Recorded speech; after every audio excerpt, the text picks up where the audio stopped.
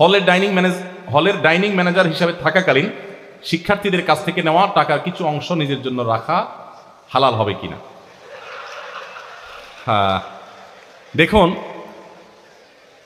আমরা এই দেশটাতে যে যেখানে যতটুকু চান্স পাই, যে যেখানে, আপনার হাতে খুব বেশি চান্স নাই, একজন পিয়ন সে চিন্তা করে আমি টেবিলটা শুধুমাত্র এই স্যারের টেবিল থেকে ওই স্যারের টেবিল পর্যন্ত নেব, শুধু এই ফাইলটা সরানোর জন্য সে বলে পয়সা লাগবে, ঠিক না?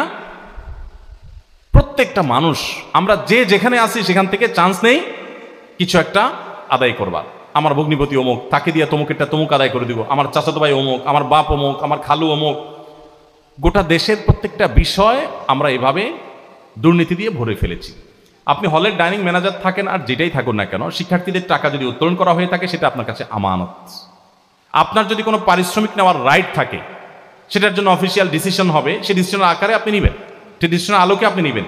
এর বাইরে যদি আপনি তলে তলে কিছু গ্রহণ করেন তাহলে সেটা নিজে নিজে গ্রহণ করেন। দেখেন, শয়তান মুসলমানদের হারাম খাওয়ানোর জন্য কিছু মাসালা ডেলিভারি করে, এরকম শয়তান বলে যে দেখো তুমি তো এখানে পরিশ্রম করছো, তোমার তো কষ্ট আছে, আসলে ডিউটির বাইরে তো তুমি কত কষ্ট করছো, তুমি এটা নিতেই পারো।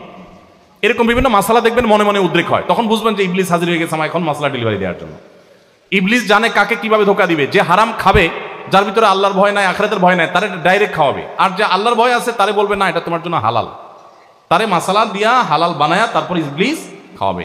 মানুষের আমানত কখনো খেয়ানত করবেন না, মনে রাখবেন এটার জন্য দুনিয়াতেই প্রায়শ্চিত্ত করতে হবে, আখিরাতে বটেই। বিধায় আপনার জন্য জায়েজ হবে না শিক্ষার্থীদের এই টাকা এক পয়সাও তসরুফ করার দিক সেদিক করা।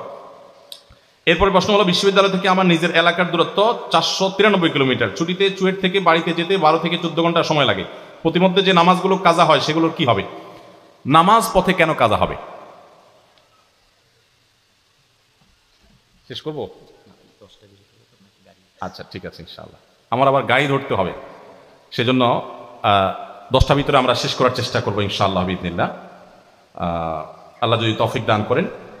অনেক বেশি কথা বলা হয়ে গেছে, এত কথা বলার উদ্দেশ্য আমার ছিল না, কিন্তু আলহামদুলিল্লাহ আপনাদের প্রশ্নগুলো ভালো এবং প্রসঙ্গত প্রত্যেকটা প্রশ্নই কম বেশি আপনাদের জীবন ঘনিষ্ঠ এবং প্রত্যেকেরই এই প্রশ্নের সাথে কোনো না কোনোভাবে তার জানার বিষয় জড়িয়ে আছে এবং জিজ্ঞাসার জায়গা আছে, সেজন্য আসলে একটু দীর্ঘায়িত করা।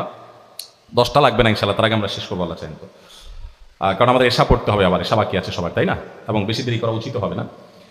যাই হোক, তো সফরে আমাদের নামাজ কাজা হয়, খুব দরকারি একটা প্রশ্ন। যেহেতু আপনাদের অনেকেই দেশে বিভিন্ন এলাকায় বাড়ি, আপনাদের সফরের দূরত্ব মারিয়ে আপনাকে বাড়িতে যেতে হয়, সফরে যেতে হয়। মনে রাখবেন, আমাদের কোনো অবস্থাতে নামাজ সফরের অজুহাত দিয়ে কাজা করার সুযোগ নাই। যেই কোনো মূল্যে আপনাকে নামাজ পড়তেই হবে। আমরা অনেকে আছি এমনিতে নামাজ পড়ি, বাট সফরে যখন যাই নামাজ পড়ি না। আমার কথা হলো, নামাজ ত্যাগ করবেন আপনি, অজুহাতটা কি? নামাজ ত্যাগ করার কোনো অজুহাত নেই, কোনো অজুহাত নেই। আপনি যতটুকু পারেন, যে অবস্থা থেকে সে অবস্থা আপনাকে সালাত আদায় করতে হবে। আপনি বাসে ওঠার আগে বাস নামাজের জন্য বিরতি দিবেন, আপনি খবর নেন, প্রয়োজনের শর্ত আরোপ করেন, ভাই আমার বিরতি দিতে হবে। আপনি টাইমটা ওইভাবে শিডিউল করেন যাতে নামাজ নষ্ট না হয় মাঝখানে।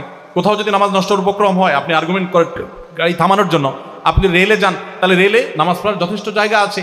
যদি রেলের আলাদা বগি না থাকে, তাহলে যে বগি আছে সেটা দরজার চিপা টিপা কোনো জায়গায় কেবলামুখী আপনি দাঁড়িয়ে না পারলে বসে নামাজটা পড়ে ফেলেন। নামাজ পড়ার বহু ব্যবস্থা আছে, এমনকি বিমানে চাইলেও আপনি নামাজ পড়তে পারেন। অতএব কাজা করার কোনো কারণ নাই এবং করলে সেটা জায়েজ হবে না।